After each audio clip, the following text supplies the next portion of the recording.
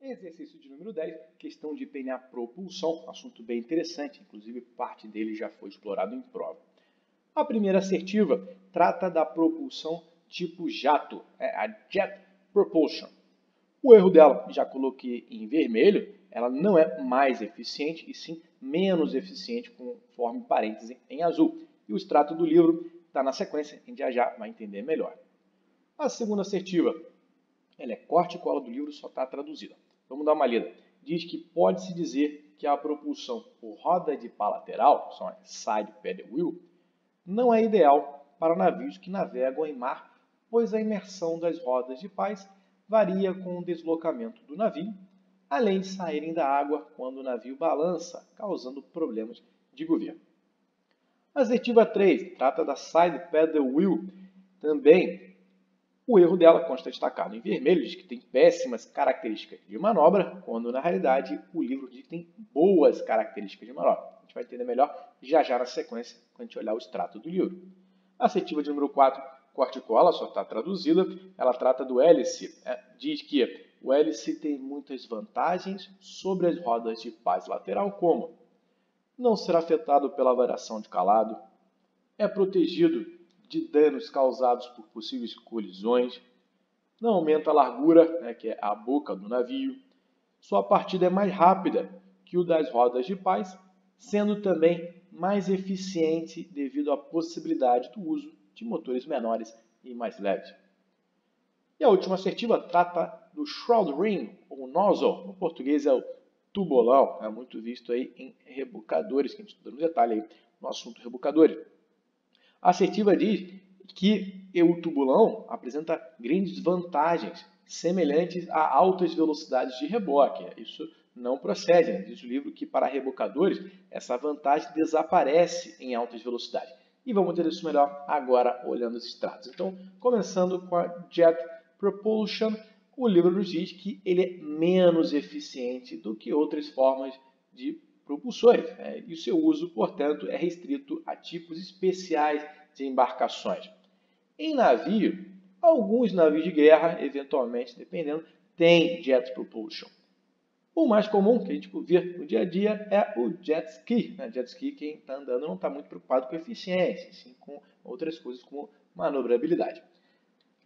Sobre a side paddle, o livro nos diz que apresentam boas características de manobra. Claro, imagina, você tem uma roda de cada lado, isso vai gerar um bom conjugado, isso facilita na hora de fazer uma guinada, por exemplo. E por fim, sobre o tubulão, o autor nos diz que a baixa velocidade de reboque você ainda possui uma considerável vantagem, mas esta vantagem desaparece na medida que se aumenta a velocidade. E quando o free running, ou seja, quando navegando sozinho, o rebocador vai estar a maiores velocidades, muito maior do que quando rebocando um navio, o arrasto do tubulão resulta em perda de velocidade. Então, muito embora a gente saiba que o tubulão ele apresenta um ganho de empuxo, na medida que se aumenta a velocidade, se aumenta o arrasto, e isso deixa de ser vantajoso. E com isso, então, chegamos ao final aqui do questão de número 10. Questão 19. Uma questão de arte naval para a gente determinar a carga máxima de trabalho que um cabo de manilha pode ser submetido. E quais são as informações que a gente tem para realizar esse cálculo? A gente não tem o coeficiente empírico K, a gente sabe apenas que esse cabo ele tem uma circunferência de 12 centímetros e ele vai trabalhar sob condições desfavoráveis com grande movimento. Então, vamos aos extratos do livro Arte Naval para verificar como que nós vamos conseguir chegar a esse gabarito bravo de 900 kg. Começando pelo item 7.15, que define o que vem a ser a carga de ruptura.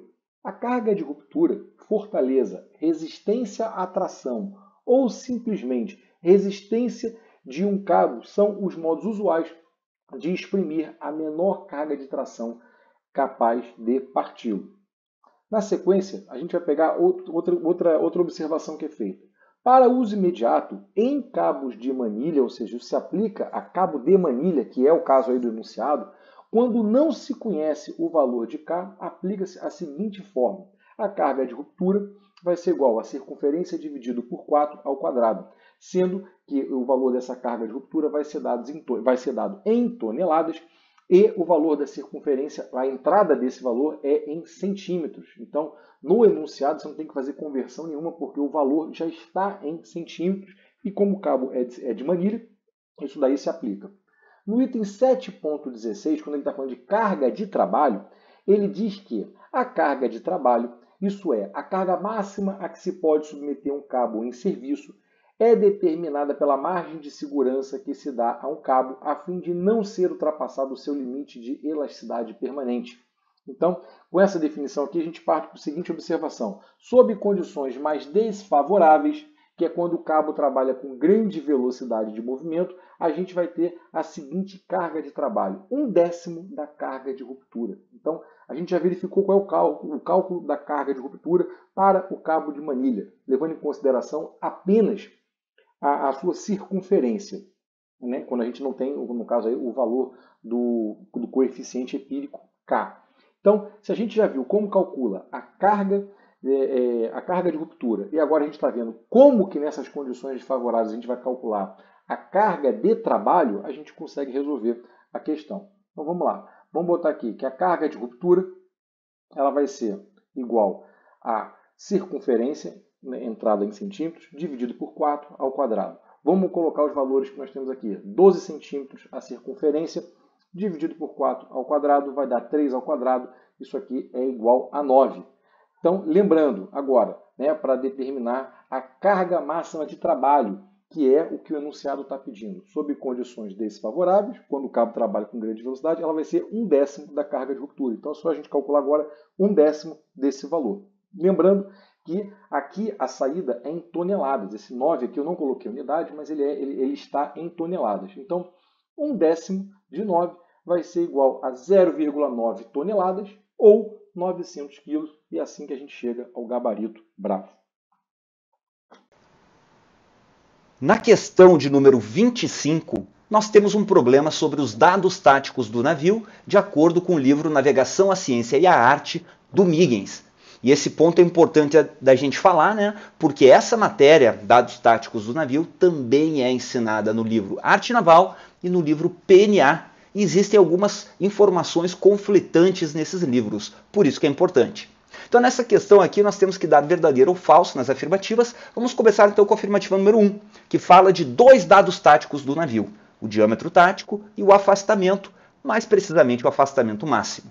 Então olha só, para entender essa afirmativa, vamos olhar para essa imagem que é lá do livro do Miggins. Aqui nós temos a definição de afastamento, olha só. O afastamento é a distância partindo aqui do rumo inicial, é a distância perpendicular até o final da guinada. No caso aqui, esse valor indicado é para uma guinada de 90 graus, mas nós poderíamos ter uma guinada de 45 graus que ficasse aqui no meio, o afastamento ia ser menor. Uma guinada de 180 graus, que viesse até aqui, o afastamento ia ser maior ainda. Então vejam que nós temos vários afastamentos e fica claro que o afastamento máximo vai ocorrer quando o navio tiver guinado 180 graus. Então está aqui, afastamento máximo que a afirmativa está falando é nesse ponto aqui, 180 graus, esse valor. E nessa imagem nós vemos também o diâmetro tático, que é o outro dado tático indicado aqui, na afirmativa número 1. O diâmetro tático ele é definido como a distância perpendicular ao rumo inicial até o ponto de maior distância que o navio consegue ir, no caso aqui para Boreste, nessa guinada para Boreste. Então vejam que o diâmetro tático é definido como o afastamento máximo. Então eles são iguais e a afirmativa número 1, por definição, ela é correta. Na afirmativa número 2, nós temos outro dado tático, que é o diâmetro final.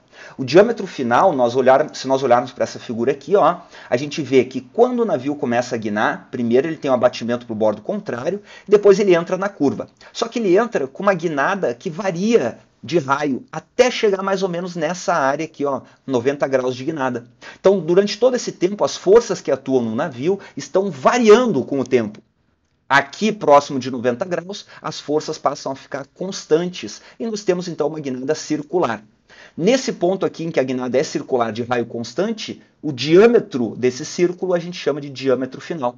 Então fica óbvio, olhando para essa figura, que o diâmetro final é menor que o diâmetro tático sempre, porque o diâmetro tático conta essa parte inicial de raio variável mais a parte final de raio constante. E o diâmetro final conta só a parte final de raio constante, né? Então o diâmetro tático é sempre maior que o diâmetro final.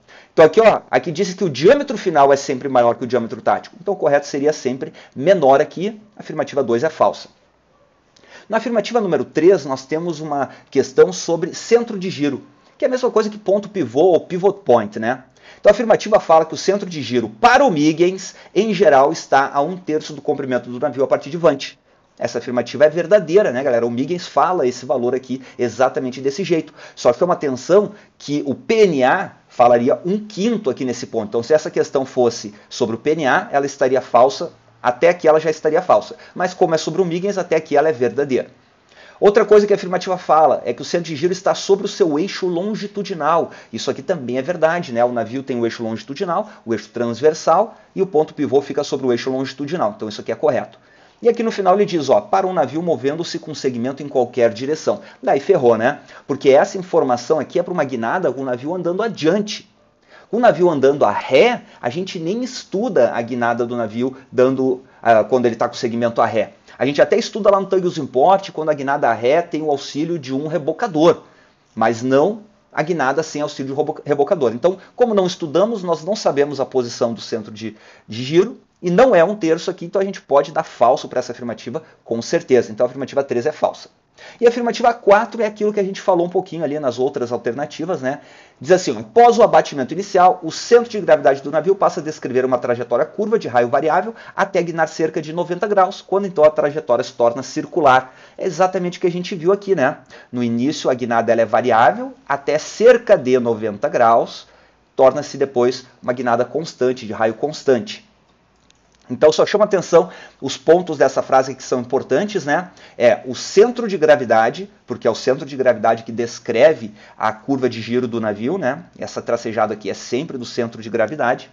Como aqui está centro de gravidade, está correto, né? E o outro ponto é que, ó, cerca de 90 graus. Porque se estivesse escrito exatamente 90 graus, a gente até poderia dar um falso para essa afirmativa, né? Porque alguns navios é antes de 90 graus, outros é depois. Então é cerca de 90 graus. Então nós temos aqui gabarito letra alfa para a questão 25. A questão de número 40 tratava sobre a formação de névoa úmida de advecção, conforme descrito no livro Meteorologia e Oceanografia, do mestre Valgas Lobo. Antes de a gente analisar a assertiva 1, vamos ler aqui alguns extratos do livro. O mestre Valgas coloca para a gente que, para a ocorrência da névoa úmida de advecção, a TSM precisa sempre ser menor que a TPO. Entretanto, além da possibilidade, para verificar a facilidade para a ocorrência, ter atenção à diferença entre a temperatura do ar T e a TPO, que é a temperatura do ponto de orvalho calculada. Constatada a possibilidade, será fácil a formação de nevoeiro quando essa diferença T menos TPO é bem próxima em mar aberto e a costa, e a umidade relativa do ar for bem alta, algo como 95%.